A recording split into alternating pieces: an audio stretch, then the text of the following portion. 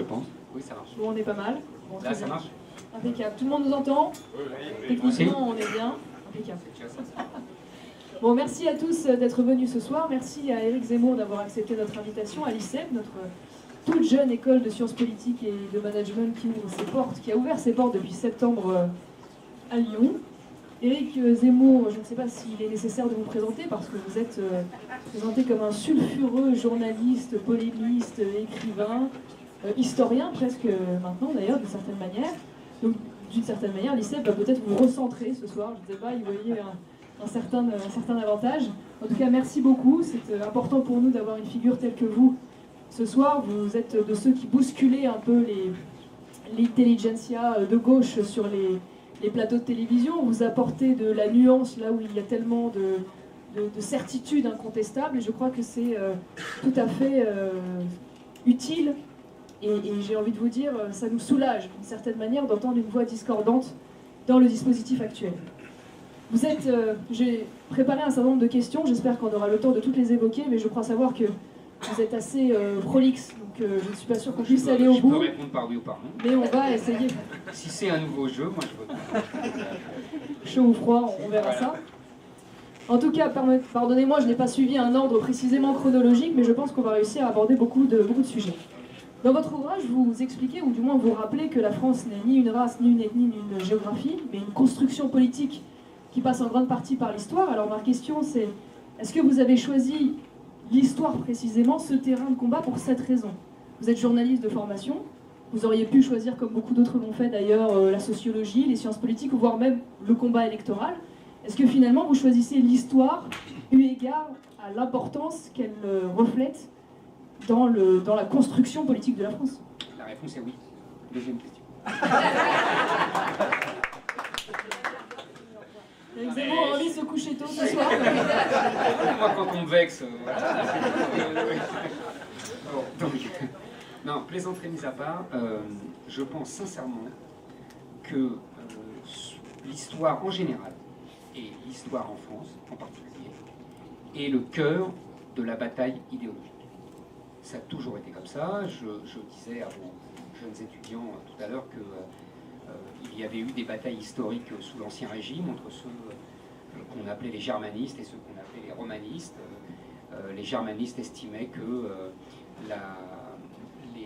les aristocrates étaient descendants des Francs qui avaient vaincu les Gaulois, et les Gaulois c'était le tiers état, et que c'est pour ça que les aristocrates avaient des privilèges, c'était en droit de conquête. Et la monarchie française, soucieuse d'abord d'unité du pays et soucieuse de rappeler les origines qu'elle voulait romaines, a envoyé certains historiens pour expliquer que pas du tout. Les origines de la France, c'était l'Empire romain, c'était Rome, la loi romaine, l'impérium romain, etc. Et qu'il y a eu un affrontement terrible entre les germanistes et les romanistes. Et expliquer à vos jeunes étudiants que ça peut paraître dérisoire aujourd'hui, mais que la première chose que Sieyès, le grand leader révolutionnaire, avait dite au début de la Révolution, c'était que les aristocrates retournent dans leur forêt de Franconie. Avant même de les guillotiner. C'était une façon de leur dire, vous n'êtes pas français, vous êtes en dehors de nous. Et la guerre a commencé tout de suite. Donc vous voyez comment une guerre d'historiens a débouché sur une guerre politique, qui a elle-même débouché sur une guerre civile. Et Fustel de Coulanges, le grand historien du XIXe siècle, ne disait pas autre chose. Il disait, nos histoires sont les histoires de nos guerres civiles. Donc, il faut bien comprendre ça, et des choses plus connues aujourd'hui, vous savez tous évidemment que l'interprétation de la Révolution française a été un sujet majeur des débats idéologiques, intellectuels, politiques de ces 2 derniers siècles. On a eu les monarchistes contre les républicains, on a eu les dantonistes contre les robespierristes, on a eu les girondins contre les montagnards, et après le XXe siècle, on a eu l'interprétation communiste, toujours du même événement.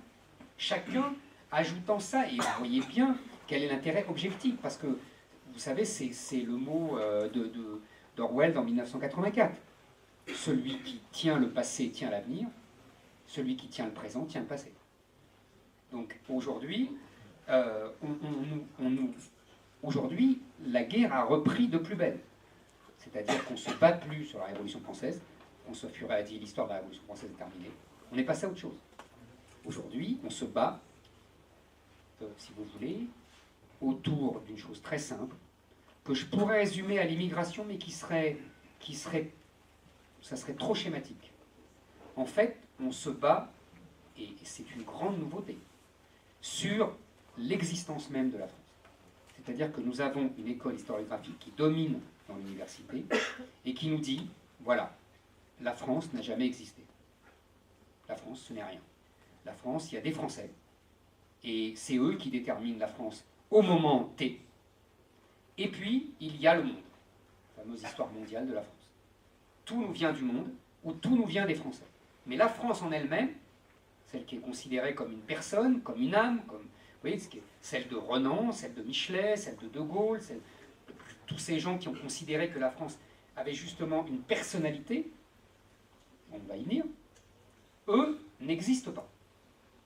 Et donc, on nous apprend une histoire de France en fonction des volontés idéologiques d'aujourd'hui. Ça a toujours été comme ça. Sauf que là, aujourd'hui, il n'y a plus qu'un seul discours qui nous raconte une histoire qui n'a jamais existé, ou qui était marginale, et dont ils font le cœur de l'histoire de France, tout en disant que la France n'existe pas. Je donne toujours un exemple très simple, plutôt amusant. Dans les livres d'histoire de nos enfants, pour la Révolution française, il y a 2 pages sur Olympe de Gouges, la militante féministe. Bon, elle est connue aujourd'hui pour avoir écrit une déclaration des droits de la femme et qui, pour avoir du ce mot, la femme peut monter à la guillotine, donc elle doit pouvoir voter. C'est trop opposé à la mort du roi, on peut lui accorder ça. Mais ce n'est pas la seule, on en parlera. Mais, enfin, bon, ça c'est mon conflit avec Onfray qui prend toujours les... Il a décidé que c'était les femmes qui avaient fait la Révolution. Et en plus, il prend Thérouanne de Méricourt, qui était une folle furieuse, qui était la plus sanguinaire de toutes, pire que Hébert. Ne réglez pas vos comptes alors. Oui, c'est vrai, il n'est pas là. Que... Enfin bon, bref, vous avez raison. Donc, les livres d'histoire, Olympe de Gouges, 2 pages sur Olympe de Gouges. Olympe de Gouges, la vérité, c'est que pendant la Révolution française, elle compte pour du beurre. C'est que tout le monde s'en fout. Que Robespierre l'a fait guillotiner, il ne sait même pas qu'elle existe. C'est phénoménal.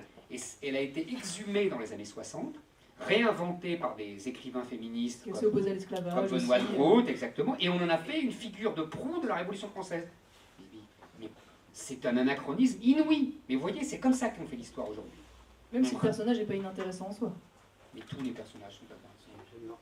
Non, mais je veux dire, c'est vrai, à l'époque, elle avait... Mais bien sûr, vrai, mais bien sûr. Un certain de choses, c'était une femme de lettres, c'était une femme de théâtre, évidemment. Mais il y avait... Mais pourquoi? Alors, si vous voulez me lancer sur les femmes, avant la Révolution, alors là, je suis intarissable parce que c'est très intéressant.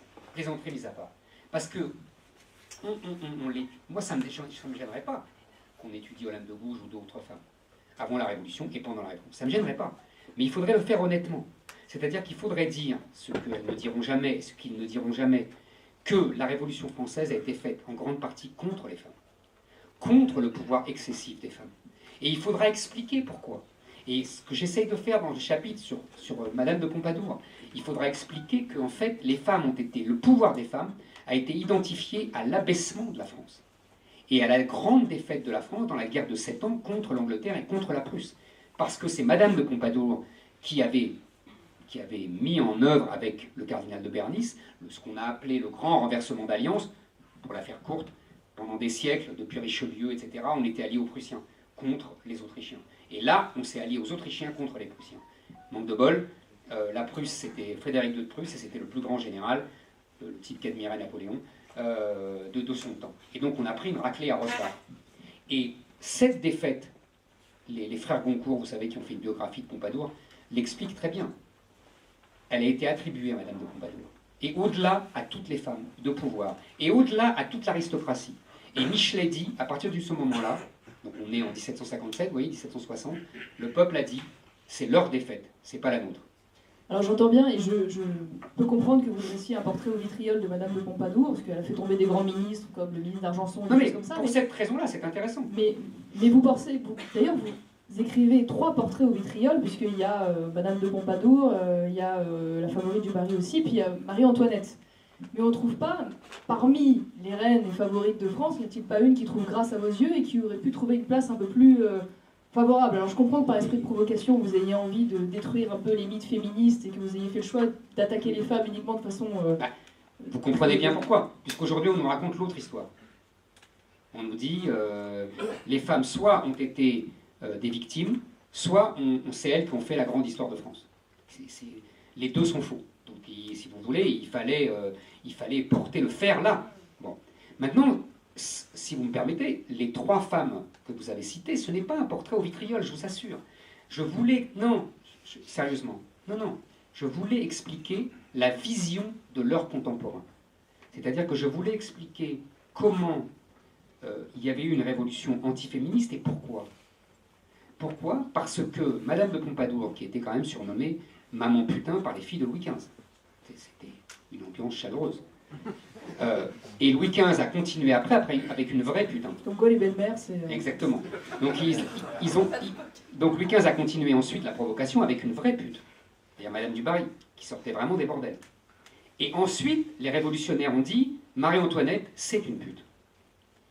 C'est ça que j'ai voulu expliquer. C'est ce basculement. C'est Madame de Pompadour qui est une bourgeoise. C'est pour ça que c'est un scandale. Si vous voulez, le roi n'a pas accouché avec une bourgeoise. En tout cas, pas en faire sa maîtresse officielle. Il doit prendre dans l'aristocratie. Donc on passe de la bourgeoise à la pute, et ensuite c'est la reine qui est accusée d'être une pute. Vous comprenez? C'est ce basculement que je voulais montrer, qui explique ensuite la réponse de la Révolution française, qui est une réponse qu'on qualifierait aujourd'hui de viriliste. Oui, c'est-à-dire Rousseau, Robespierre, Bonaparte. Et pourtant, mais là je vous taquine. Vous n'êtes pas obligé de répondre, mais en l'occurrence, les 3 femmes en question, que vous critiquez de fait, prospèrent, en tout cas trouvent leur pouvoir, puisent leur pouvoir dans la faiblesse des hommes auxquels elles sont rattachées. Donc si on peut considérer de ce point de vue-là que le triomphe aujourd'hui ou l'hégémonie des valeurs féministes que vous dénoncez sur la société prospère précisément sur la faiblesse de votre sexe et peut-être leur défaillance. Cher Marion, j'ai écrit il y a 12 ans Le Premier Sexe, et c'est exactement ce que j'expliquais déjà, mais vous étiez un bébé. Donc là, mais on luttera contre ça quand vous serez à la maison de retraite. Voilà. Non mais je vous taquinais bien sûr. Alors je ne veux pas préjuger de la mission que vous vous êtes attribuée, mais j'ai le sentiment, en tout cas de l'extérieur, que vous souhaitez organiser une forme de contribuer, en tout cas, à une forme de réarmement moral des Français, en sortant de l'ethnomasochisme, de la repentance, de la victimisation, du dénigrement finalement de l'histoire des Français, dans lesquels un certain nombre d'intellectuels, de politiques, de journalistes, d'historiens même de fait nous enferment. Et pourtant, ça m'a semblé un peu paradoxal, vous commencez votre livre par vos larmes d'enfant devant la Bérésina. Vous choisissez une défaite terrible, et vous semblez, à ce titre, vous inscrire dans une forme de vice des anciens, qui est un peu un vice de la droite, en tout cas d'une partie de la droite, qui consiste à vénérer ses échecs. Pourquoi, du coup, avoir choisi une défaite pour commencer? Alors, effectivement, vous avez bien analysé mon projet, mon propos, qui est c'est la réforme intellectuelle et morale, quoi, comme disait Ernest Renan après la défaite de 1870. Voilà, ça, c'est indéniable, et c'est pour ça que je vous dis, j'attaque par l'histoire, parce que j'ai écrit d'autres livres, j'ai entrepris d'autres tâches, et là, je pense que j'attaque le cœur du sujet. Et je pense que c'est pour ça que les réactions hostiles à ce livre, je pense, n'ont jamais été aussi violentes. C'est parce qu'ils ont très bien compris que l'enjeu était fondamental.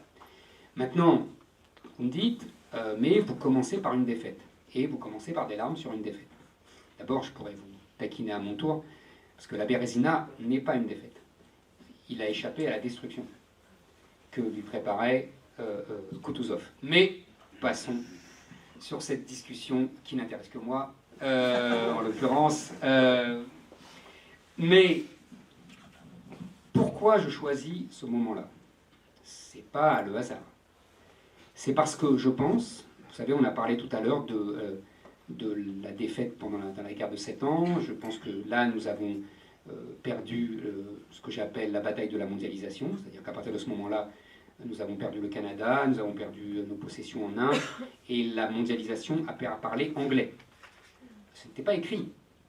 Tout le travail de Richelieu, de Colbert, de Louis XIII, de Louis XIV, c'était justement quand ils ont vu les Hollandais et les Anglais partirent comme ça à la conquête du monde, ils ont dit non, c'est nous. Donc cet échec est terrible pour la monarchie française. Moi je considère que la monarchie française est tombée là et qu'elle a payé cette défaite-là en 89. Mais, et qu'ensuite, les guerres de la religion, les guerres de la Révolution et de l'Empire ne sont qu'une ultime tentative héroïque de corriger cette défaite initiale. Et les Anglais ont très bien compris comme ça. Et c'est pour ça que les Anglais, s'ils avaient dû lutter 100 ans contre Napoléon et payer pendant 100 ans les guerres des autres Européens contre lui, ils l'auraient fait. Vous savez, pour vous donner l'ampleur de l'effort qu'ils ont accompli, ils s'étaient endettés terriblement pour aider tous les pays à combattre Napoléon. Ils ont mis 1 siècle à rembourser leurs dettes. 1 siècle, tout le 19e siècle. C'est inimaginable, c'est phénoménal. À côté de la Grèce, c'est de la petite pierre. Donc c'est pour vous dire l'effort inouï qu'ils ont accompli et pour vous dire l'importance de l'enjeu. Et la Bérésina, c'est le moment où, si vous voulez, le rêve français millénaire, parce que pour moi, le rêve français qui commence à Clovis et qui continue sous tous les rois, c'est refaire l'Empire romain. C'est ce que dit l'évêque Rémy à Clovis lorsqu'il le convertit au catholicisme. La France, c'est Rome 2 fois. C'est Rome pour la religion, pour le catholicisme, et c'est Rome pour l'Empire. Et jamais, selon moi, c'est mon grand désaccord avec certains historiens, même monarchistes, pour moi, jamais les rois n'ont abandonné ce projet. Que ce soit Saint-Louis, que ce soit Louis XIII, Louis XIV, oui, même Saint-Louis, vous savez, j'ai lu pas mal de textes, et en fait, quand il fait les croisades, c'est aussi dans un but, vous voyez, de reconstituer, de reprendre position sur toutes les terres anciennes de l'Empire romain. Allez bien dans le micro, Eric, parce que sinon, pardon. Au bout de la salle... Tout le monde m'entend? Excusez-moi. Donc, je me perds, pardonnez-moi.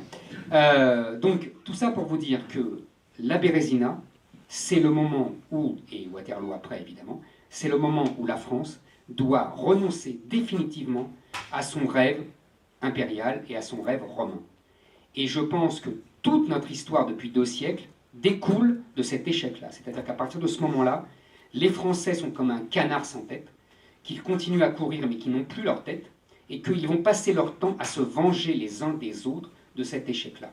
Et en particulier, les élites vont se venger du peuple de cet échec-là. Donc je pense que là, c'est une date absolument charnière, fondamentale dans l'histoire de France. Pour moi, c'est encore plus fondamental que la Révolution, mais on peut en discuter des heures.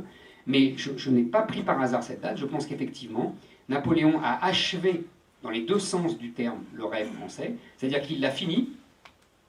Avec l'Empire de 1810, on a la France comme empire romain, on a conquis enfin toute la Lotharingie, vous savez, le fameux partage des petits-fils de Charlemagne entre la Francia, la Germania et la Lotharingie. La Lotharingie étant évidemment ce qu'il y a de plus riche, c'est l'Italie du Nord, c'est l'Allemagne rhénane, etc. On a enfin tout ça, et on le perd, il nous file entre les doigts. Et à partir de ce moment-là, je pense que les Français ne s'en sont jamais remis. Donc c'est pas une fascination pour la défaite, c'est pas une fascination pour l'échec, c'est, selon moi, pour une meilleure compréhension de ce qui nous arrive depuis 2 siècles. C'est entendu, on va devoir vous réinviter du coup, parce qu'il y a tellement de sujets qu'on doit développer que... Je vais reprendre mon oui-non, c'est tout. Alors vous parliez, c'est très intéressant, vous parliez justement à l'instant des élites, et il y a une chose qui a particulièrement résonné dans mon esprit quand je lisais votre ouvrage, puisque vous savez qu'ici à l'ICEP, on a l'ambition de lire, de ce qui est déjà bien.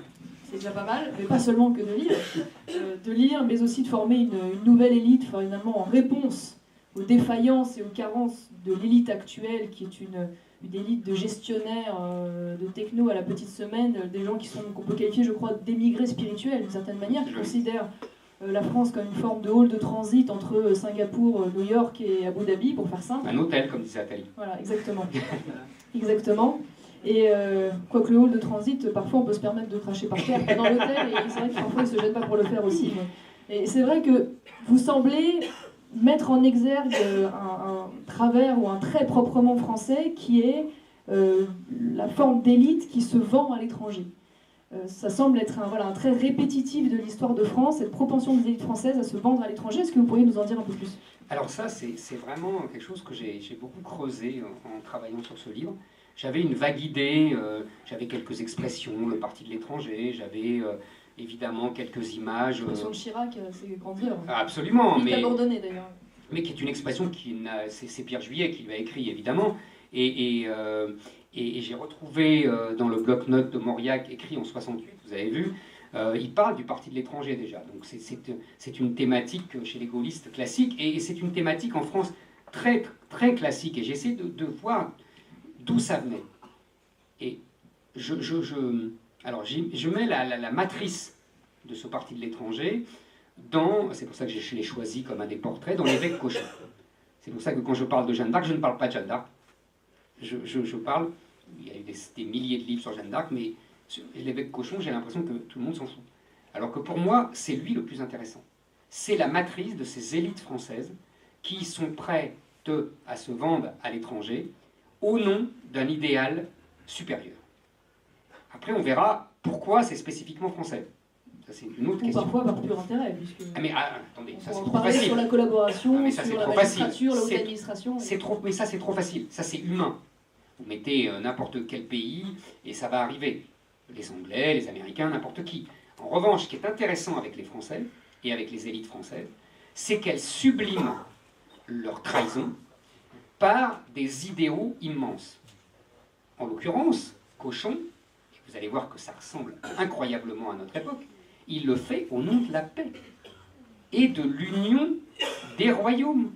Ça nous rappelle des choses sur l'Union européenne. Mais évidemment, et ça nous rappelle même des choses sur la collaboration. Laval est un patriote. Et oui, mais il estime que, bon voilà, on a perdu la guerre, et que maintenant, au nom de la paix, il faut s'allier avec les Allemands. Et c'est un patriote, le général de Gaulle lui-même le dit. Cauchon n'est pas un mauvais gars. Cauchon est un représentant de l'élite de son époque, c'est un lettré, etc. Il ne veut pas de mal à Jeanne d'Arc.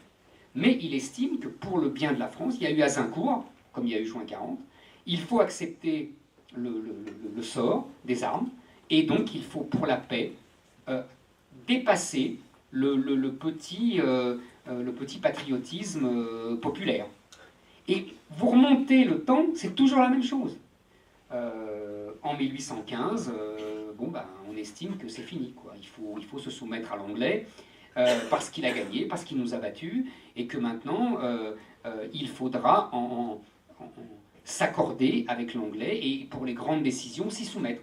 Après 1870, après la défaite de 1870, les élites républicaines, même Adolphe Thiers, qui était dans sa jeunesse un patriote enfiévré, puisqu'il avait failli déclencher une guerre en 1840 quand il était président du Conseil, après la défaite de 1870, il dit, avec Jules Grévy, qui sera le premier président de la République après lui, c'est fini, il faut nous soumettre à l'Allemagne.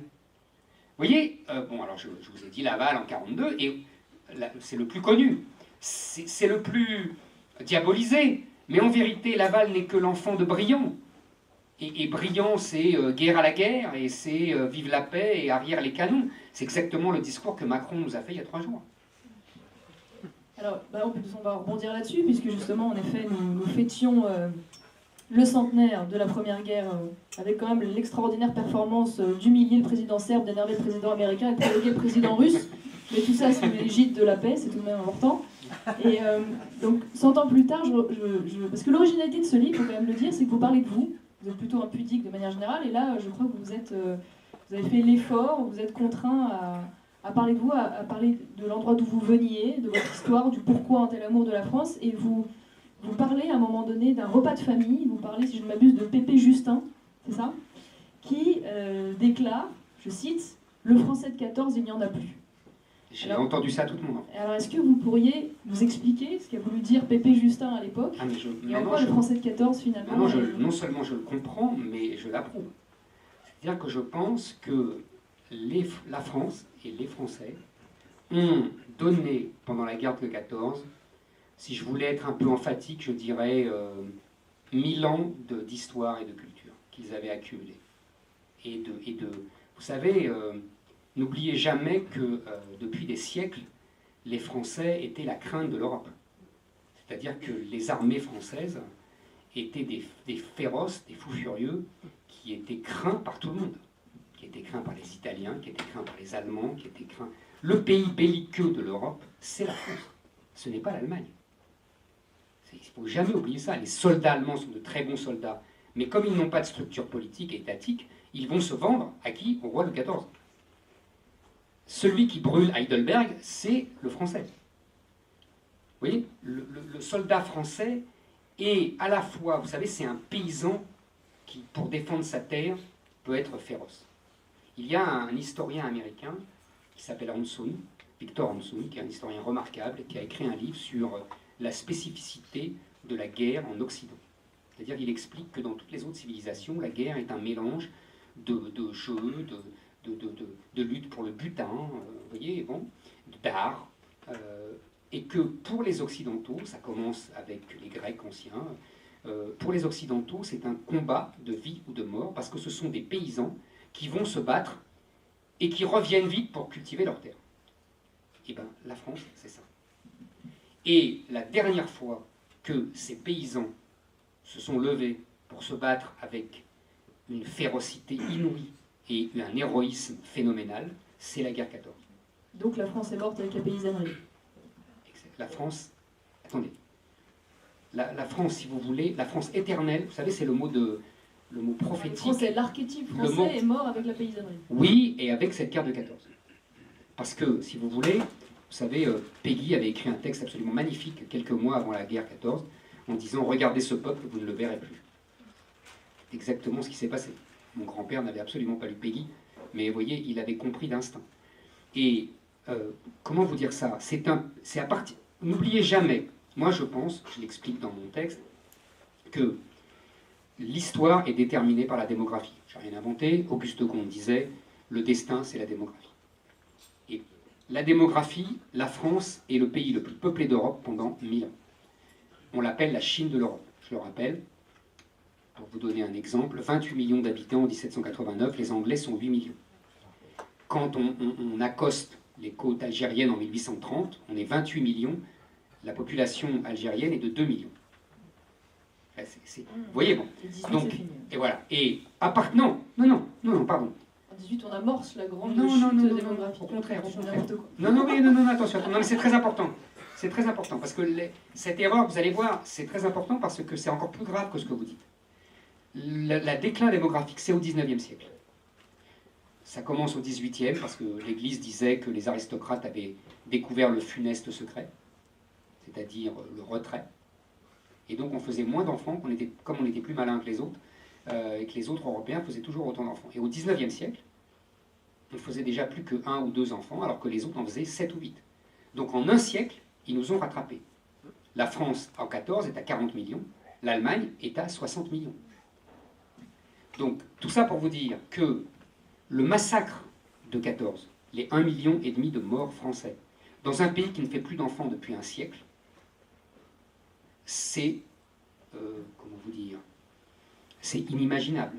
Oui. Et ça explique tout de 40. Vous savez, Raymond Aron disait, la France a failli mourir de sa victoire de 14, et elle a été sauvée par sa défaite de 40. C'est-à-dire qu'en 40, on n'aurait pas pu recommencer 1,5 million de morts. Et c'est ça que dit Pétain, et c'est ça que dit Laval. Et c'est pour ça qu'ils font l'armistice, et c'est pour ça qu'ils se soumettent à l'allemand sans continuer à combattre comme le voulait le général de Gaulle. Le cœur de la discussion, il est là. Il est dans le 1,5 million de morts de 14 sur un pays qui ne fait plus d'enfants depuis un siècle. Alors certes, mais au-delà du 1,5 million, c'est quand même 27% de la tranche d'âge, je ne m'abuse, des 18-27 ans qui est sacrifiée, donc c'est autant d'enfants derrière et petits-enfants, donc c'est aussi évidemment la tranche d'âge en particulier qui est frappée extrêmement durement. On est bien je veux bien lancer un débat sur la responsabilité de la méthode du retrait ou des 1 million de morts. On pourra faire une autre conférence. Mais il y a les deux. Non mais sérieusement, il y a les deux. Tout bêtement. Et vous pourriez rajouter d'ailleurs, les anti-révolutionnaires ajoutent la suppression du droit d'aînesse. Parce qu'à partir du moment où on a supprimé le droit d'aînesse, c'est la révolution, les paysans n'ont pas voulu partager leurs terres, et donc ils n'ont fait plus qu'un enfant. Alors on parlait... vous parliez de Gaulle, vous citiez De Gaulle à l'instant. Je ne vais pas revenir sur la polémique, de Gaulle, Pétain, parce que je pense que c'est globalement le seul sujet que les journalistes ont tiré de votre livre et ils vous ont torturé jusqu'à la moelle, pressé comme un citron sur le sujet. D'ailleurs, vous avez systématiquement tenu bon. Mais ce qui m'intéresse, c'est de rentrer un peu plus dans le détail et que vous nous expliquiez en quoi De Gaulle était-il maurassien. Ah. Alors, d'abord, tout simplement, à partir de 15 ans, il lit l'Action française tous les matins. C'est un bon début. C'est un indice. C'est voilà, c'est... Elle a trop vu Colombo. Je comprends tout maintenant. J'ai mon impère dehors, si vous voulez. Et donc, effectivement, c'est un indice. Bon. Et sa sœur, qui était en prison avec, je crois, Daladier, leur a raconté, et c'est Paul Reynaud qui raconte ça, que quand il était jeune, quand il avait 15 ans, 16 ans, il défendait Maurras contre son frère, à en pleurer. Deuxième indice. Mais ça, après tout, c'est l'adolescence. Il a d'autres influences, Peggy, Bergson, tout ça n'est pas à nier, évidemment. Bon. Il faut bien comprendre. Alors, il y a deux indices, c'est très simple. Les institutions et la politique étrangère. D'accord ? De Gaulle, c'est ça. C'est la politique étrangère en particulier qui m'intéresse. Mais... D'accord, ah bah alors on va aller très vite sur les institutions. Très simple. Mauriac, bloc-notes de 58. Si vous pouvez retrouver la phrase exacte, je l'ai citée dans le livre, mais je vous la cite de mémoire. Si j'ai approuvé les institutions de la Ve République, c'est que j'ai lu dans ma jeunesse, chaque matin, l'Action française et les critiques sur la République parlementaire, sous-entendu la Troisième République, et que le général de Gaulle en a tiré toutes les leçons et qu'il a fait descendre le message royaliste de Maurras sur la République. D'accord ? On n'en parle plus. Monarchie républicaine, tout est dit, du Verger, etc. Si vous voulez, moi j'ai coutume de dire en plaisantant, Lénine est celui qui met en application le marxisme, De Gaulle est celui qui met en application le maurassisme. Et on pourrait dire du morasso-de gaullisme, puisqu'il ne rétablit pas la monarchie, mais il met une monarchie sur la République. Le Lénine de Maurras. Exactement. Deuxième question, alors là, c'est du non-non, comme vous disiez dans ma jeunesse, sur la géostratégie. Là, c'est très simple, mais simplissime. Vous prenez un livre qui s'appelle De Kiel à Tanger. C'est l'expérience que j'ai faite parce que je l'avais lu il y a longtemps et je l'ai relu page par page. Et vous prenez, je pourrais vous aider, j'ai les 3 pages en question, et vous prenez les 3 pages dans lesquelles Maurras explique quel peut être désormais le rôle de la France. C'est exactement ce que je vous ai dit tout à l'heure, vous vous souvenez. Je vous ai dit, la France avait tout pour devenir une grande puissance globale, l'Empire de Napoléon. On n'a plus l'Empire de Napoléon, donc on est mort. C'est ce que pensent toutes nos élites. C'est pour ça qu'on va en Algérie, c'est pour ça... Vous voyez, c'est l'obsession de toutes nos élites. Je pourrais vous retrouver une discussion passionnante dans Choses vues de Victor Hugo, où Victor Hugo parle avec Thiers, et Thiers lui dit... Victor Hugo lui dit il nous faut absolument la rive gauche du Rhin, il nous faut absolument reprendre la rive gauche du Rhin, la Rhénanie, la Sarre, etc. Et Thiers lui dit mais bien sûr, tu as tout à fait raison, mais pour ça il faut faire des enfants. Vous voyez, l'obsession française. On va en Algérie, il y a Prévost Paradol qui écrit il faut faire une grande colonie là-bas, il faut 100 millions de Français, comme ça l'Algérie sera notre Amérique et on pourra tenir tête aux Anglais, à ce qu'il appelle les Allemagnes unies. Parce qu'il n'y a pas encore l'unité allemande. Et l'Amérique, évidemment. Donc, si vous voulez, dans ce jeu de bascule, c'est-à-dire où les anciens géants comme la France deviennent des nains, il faut devenir un géant ou mourir. Bah, on est mort. Donc, Maurras dit, bon, bah, très bien, on n'arrive plus à être le géant. Ce qu'on va faire, c'est qu'on va troquer notre vieux rôle et on va retrouver le rôle de l'influence. C'est-à-dire que il y a les géants, l'Amérique, la Russie, les voit venir déjà, hein. Il n'y a que la Chine qui ne l'a pas vu venir, c'est tout. Pas mal. Et il y a les petits, tous les petits États. Et la France, elle est au milieu. Et donc on va devenir le protecteur des petits contre les grands. On va restaurer le rôle que Vergennes, le ministre des Affaires étrangères de Louis XVI, conseillait déjà à Louis XVI. Ça, c'est écrit dans De Kiel à Tanger. Et vous voyez, il explique qu'il faut aller, par exemple, sympathiser avec l'Amérique du Sud, qu'il faut aller au Canada, qu'il faut protéger les pays européens.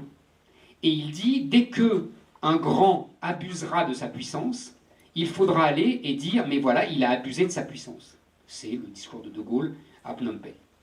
Vous avez tout, en 3 pages, vous avez 10 ans de politique étrangère gaulienne. Qu'on vienne me dire après que De Gaulle n'est pas maurassien, au moins j'aurais rigolé dans ma vie.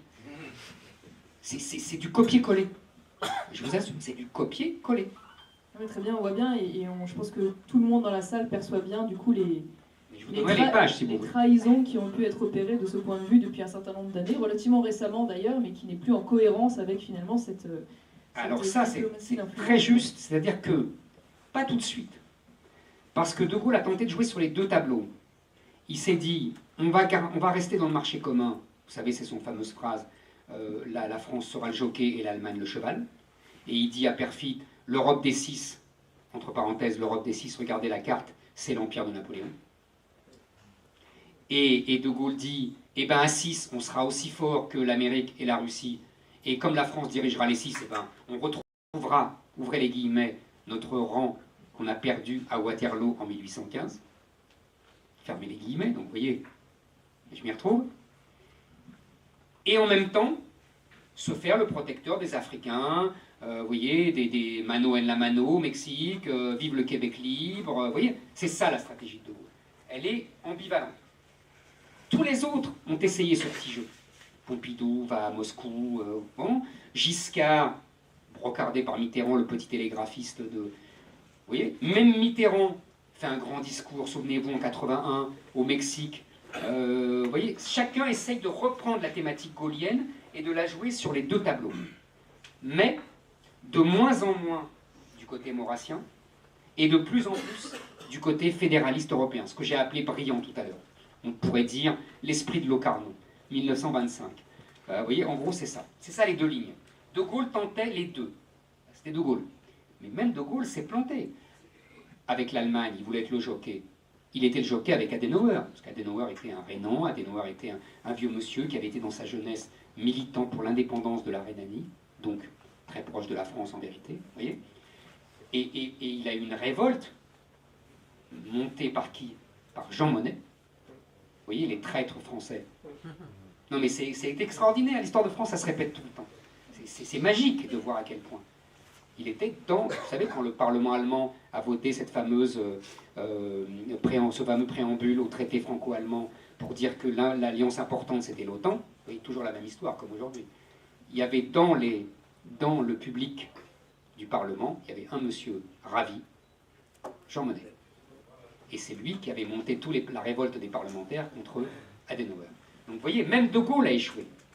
Et les autres, ils se sont dit, eh ben, on renonce à ça, on fait semblant encore, hein. On a toujours une politique africaine, on a toujours une politique arabe de la France, vous voyez, tous ces concepts-là, c'est Maurras.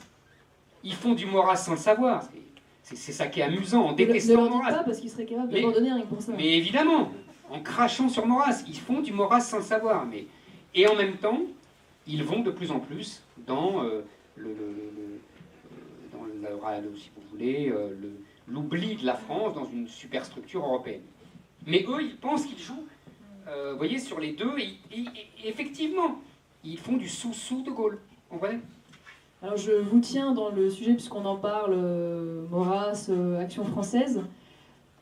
Alors vous en parlez un peu rapidement quand vous évoquez le parallèle entre franc gaulois, Reims, fédération, mais est-ce que selon vous, on est en capacité aujourd'hui de concilier les contradictions de l'esprit français entre patrie révolutionnaire et patrie charnelle? J'explicite, est-ce qu'on peut aujourd'hui concilier la conception révolutionnaire, ça veut dire l'individualisme des Lumières, l'universalisme des droits de l'homme, la France perçue comme une simple idée, un simple contrat finalement, avec la France charnelle composée d'un d'un peuple, finalement d'un héritage qui n'est pas seulement un héritage choisi, mais qui est un héritage transmis et imposé. Est-ce qu'on peut aujourd'hui concilier ça, ou est-ce que c'est finalement une contradiction qui continuera de nous torturer jusqu'à la fin du temps? Ah, c'est même pas ça.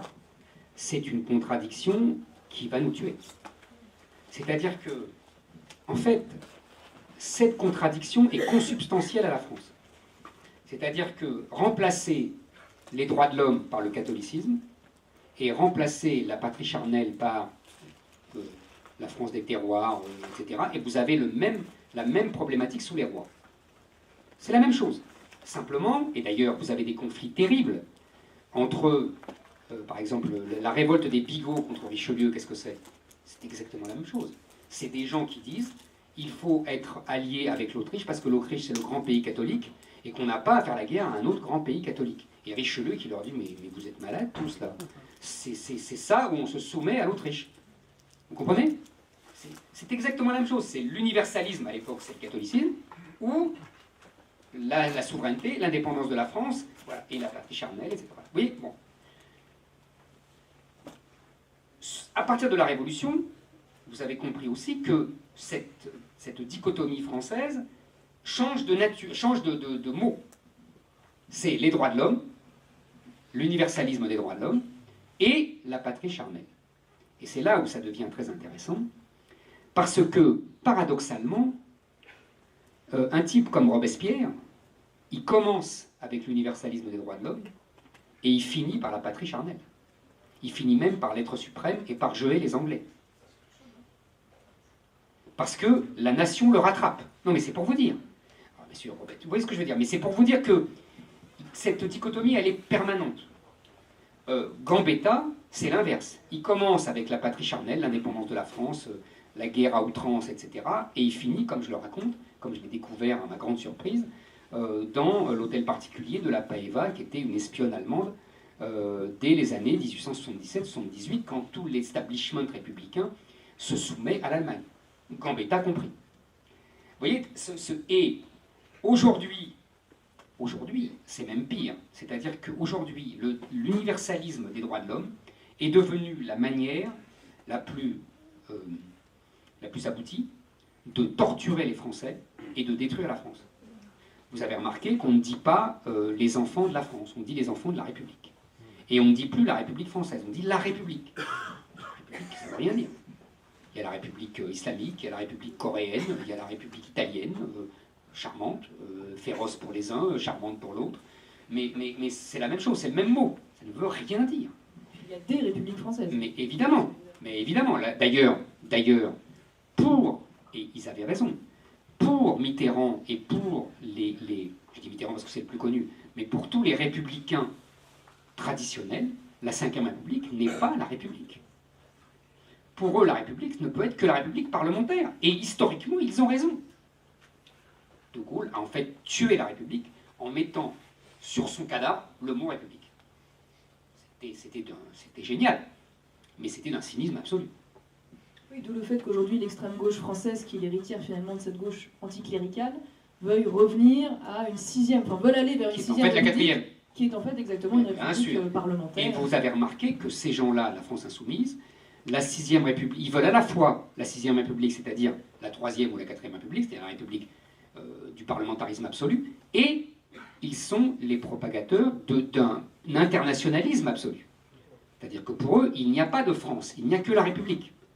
Vous avez remarqué, c'est très intéressant. Et c'est pas un hasard, c'est logique. Comme il n'y a pas de valeurs françaises, il n'y a que des valeurs républicaines. Exactement. Qui n'ont aucun sens de fait. Et alors, j'ai découvert quelque chose, là, on parlait du discours de Macron.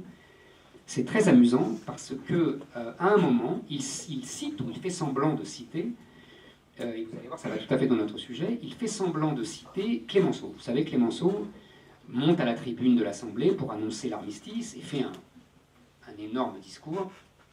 Et il y a une phrase qu'on a retenue, et que d'ailleurs, moi je me souviens, quand j'étais à Sciences Po, on la citait tout le temps dans nos dissertations, c'était hier, soldat de Dieu, aujourd'hui, soldat de l'humanité, la France sera toujours le soldat de l'idéal. Et dans la bouche de Macron, et ça devient très amusant, si j'ose dire, ou tragique, c'est exactement notre discussion que nous venons d'avoir, il dit, comme disait Clémenceau, la France, combattante de la liberté, combattante du droit, sera toujours la combattante de l'idéal. Dieu est passé à la trappe. C'est 1000 ans d'histoire chrétienne de la France. Un peu comme Staline avec les photos. Exactement. Les mauvais discours. Bah, là, ils ont fait ça, hein, puisqu'on n'a pas eu de défilé de la victoire, on n'a pas gagné la guerre. Donc vous voyez, mais cette phrase-là, ça m'avait frappé, et cette façon d'occulter le soldat de Dieu que même Clémenceau, sans doute le républicain le plus anticlérical qui soit. Vous voyez, vraiment un anticlérical farouche, comme on l'était sous la Troisième République, a quand même dit, parce que c'était, vous voyez, là, le combat pour l'histoire, c'est pas rien. Clémenceau, anticlérical, savait très bien que la France avait été pendant 1000 ans le soldat de Dieu, et que pour les croisades, c'était essentiellement des Français. Vous voyez, ça aujourd'hui, on veut le nier. Alors je pense que la salle est aussi passionnée que moi, mais je suis sommée d'aller vers ma dernière question. Il y a quelques semaines de cela, notre ancien ministre de l'Intérieur, Gérard Collomb, quittait ses fonctions, démissionnait, en faisant une déclaration, à mon sens, extrêmement grave, qui a pourtant été relativement peu commentée et relativement peu relevée par les médias, eu égard à l'importance qu'elle aurait dû avoir. Il a déclaré « On vit côte à côte, je crains que demain on ne vive face à face. Nous sommes en face de problèmes immenses. » En parlant évidemment des banlieues françaises, à demi-mot, il envisage la guerre civile comme une hypothèse crédible. C'est ce qu'il est en train de nous dire, voire même inéluctable dans sa bouche. Dans votre ouvrage, il nous donne même 5 ans dans Valeurs Actuelles. Voilà. Mais là, c'était du off. Donc oui, mais vous savez... Là, pour le coup, il nous a donné un peu plus de précision. Il n'a pas démenti son off. Non, je suis parfaitement d'accord. Et je rebondis là-dessus parce que vous finissez votre ouvrage précisément sur le spectre de cette guerre civile. Alors, première question, croyez-vous qu'une nouvelle guerre civile se profile? Et finalement, en quoi cette nouvelle guerre civile serait-elle différente de toutes les guerres civiles qui ont ponctué l'histoire française et à certains égards même construit l'histoire française, façonné l'histoire française? Doit-on finalement avoir peur de cette guerre civile et en quoi diffère-t-elle si c'est un trait spécifique et répétitif de l'histoire française? Alors, il y a plusieurs choses dans votre question. La première, cette phrase de Collomb, vraiment ne m'a pas échappé, je l'ai immédiatement commentée sur RTL. J'avais la chance de participer à un débat du vendredi matin et donc j'ai pu en parler. Évidemment qu'il annonce la guerre civile. Évidemment il faut rappeler quand même, non pas l'homme le plus puissant de France comme sous Fouché, mais l'homme le mieux informé de France. Et qu'il a les rapports des préfets tous les jours, et quand il dit ça, s'il y en a un qui parle en connaissance de cause, c'est lui. Deuxièmement, effectivement, je finis le livre là-dessus. Ça m'a paru fondamental de le finir là-dessus, pour 2 raisons. D'abord parce que je pense que la dernière guerre civile française, ça a été la guerre d'Algérie, avec l'OS, etc., le FLN, enfin bon, tout ce qu'on sait. Et j'explique ça à travers le portrait croisé de Gaulle sous stèle, que j'ai trouvé passionnant à faire, parce que vraiment c'était 2 personnages complètement différents et très intéressants, et très emblématiques des contradictions françaises, et que je pense depuis longtemps, et que franchement je ne pense pas me tromper, je pense que nous sommes en train de vivre les prolégomènes de la guerre d'Algérie 2. C'est-à-dire que ce que nous vivons dans les banlieues françaises aujourd'hui, c'est une contre-colonisation, tout simplement car nous avons une conquête d'une civilisation étrangère qui s'enracine dans des pans entiers de notre territoire et qui lui impose ses codes moraux, culturels, visuels, vestimentaires, relationnels, alimentaires. Si vous voulez, Malraux disait la nature d'une civilisation, c'est tout ce qui s'agrège autour d'une religion. Nous sommes en plein là sur une civilisation qui s'empare d'une partie du territoire qui appartenait à une autre civilisation. Ça, pour moi, c'est une évidence. Maintenant, comment cela va-t-il finir? C'est ça que vous êtes en train de me dire. Est-ce qu'on est dans le cadre d'une guerre civile classique, comme on en a eu beaucoup? Je vous citerai une phrase de René Girard, que je cite souvent dans mes conférences, qui disait dans son dernier livre, Achevé Clausewitz, il nous faut entrer dans une pensée du temps où nous serons plus proches de Charles Martel et des croisades que de la Révolution française et de l'industrialisation du Second Empire. Vous comprenez bien le sens de cette phrase. Le sens de cette phrase, c'est de dire que depuis 2 siècles, ce que je vous ai dit tout à l'heure, on avait passé notre temps à refaire la Révolution française et à et à gérer, comme on dit aujourd'hui, les conséquences de l'industrialisation du Second Empire, c'est-à-dire le social, en clair, la question ouvrière, etc. Et qu'aujourd'hui, c'est ce qui trouble nos contemporains, c'est qui trouble le débat politique, c'est que nous sommes en train, non pas d'avoir nos conflits habituels avec nos guerres civiles froides qui de temps en temps débouchent sur une guerre civile chaude, non. Nous sommes en train de changer de paradigme. C'est-à-dire que l'époque de référence n'est plus depuis 2 siècles la Révolution française et l'industrialisation du Second Empire. L'époque de référence, et c'est pour ça que j'écris ça, c'est la conquête musulmane au 7e siècle, c'est Charles Martel, c'est les croisades, c'est les guerres de religion.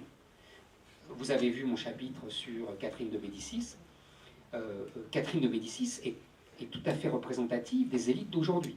C'est-à-dire la tentative de sauver par-dessus tout la paix, quitte à faire toutes les concessions, et finalement se retrouver acculé et faire la Saint-Barthélemy. Et vous avez des intellectuels, des écrivains, des grands écrivains, comme Ronsard, comme Montaigne, les gens les plus tolérants du monde. Montaigne, c'est le parangon de la tolérance, qui dit, après la Saint-Barthélemy, il fallait le faire. Il fallait le faire. Et quand vous avez, ça m'a amusé, j'ai pas pu m'empêcher de le lire, j'aurais dû m'abstenir vu ce qui m'est arrivé après, Montaigne lui-même qui s'exaspère devant ces protestants qui donnent à leurs enfants des prénoms qui sentent plus la foi. Parce qu'il les appelle Ézéchiel, vous voyez, des noms bibliques et non pas Louis, François, etc. C'est toujours le même sujet.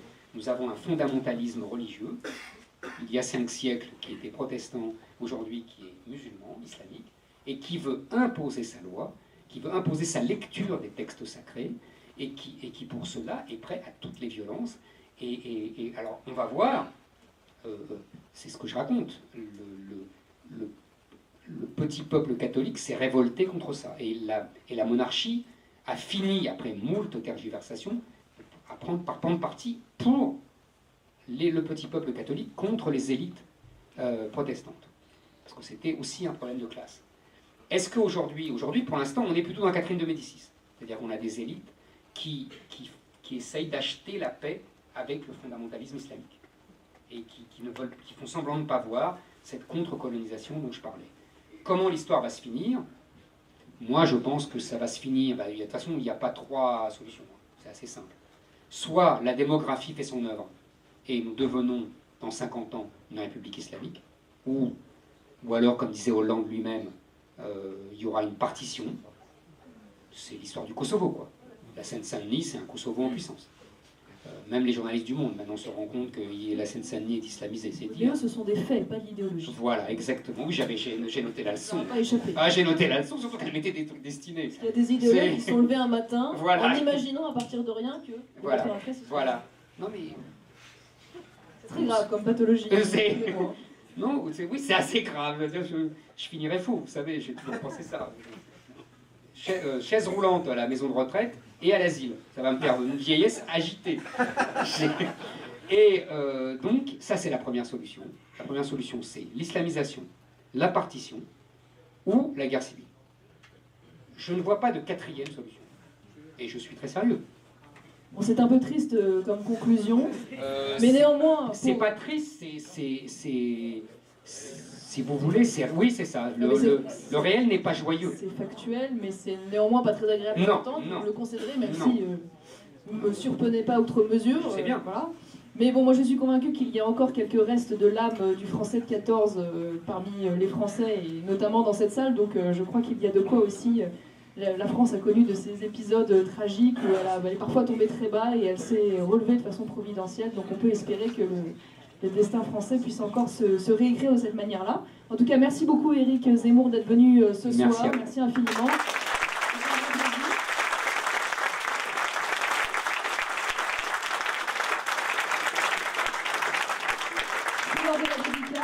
Et merci beaucoup de m'avoir donné l'opportunité pour la première fois d'être journaliste. C'était un rôle que je n'avais encore jamais joué, c'est assez agréable, je dois vous dire.